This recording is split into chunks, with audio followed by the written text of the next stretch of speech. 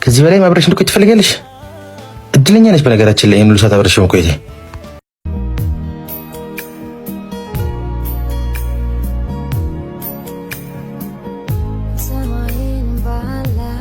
ካልተሳሳትኩ አንተ ነህ አይደል?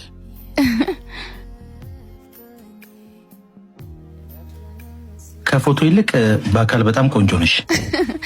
አመሰግናለሁ። ከብዙ ቀጠሮ በኋላ ቢሆንም የተገናኘ ነው። ስለተገናኘን ደስ ብሎኛል።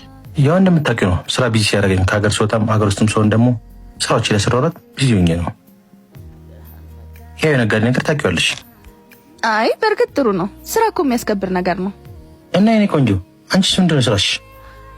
እኔ እንኳን ሴፍቲ ኔት ነው እየሰራው ራሴንም ቤተሰቦቼንም ማስተዳደረው። ምን ሴፍቲ ኔት ስትይ? የመንገድ ላይ ጽዳት ማለት ነው። ቤተሰቦቼ ትንሽ አቅማቸው ደከም ስላለ እኔ ነኝ ማስተዳደራቸው። ማታ ማታ ደግሞ ችብስም እሸጣለሁ። ከመቀመጥ ይሻላል። ግን እንዲህ ስትታይ ስራሽ አቧራ ማቡንና ዘይት ማጋል አይመስልም ነበር እንዴ? ማለት አይ ምንም። ለማንኛውም እኔ እሄዳለሁ። ስራ ትቼ ነው የመጣሁት። እሺ ግን ችግር አለ እንዴ? ፊትህ እኮ ልክ አይደለም።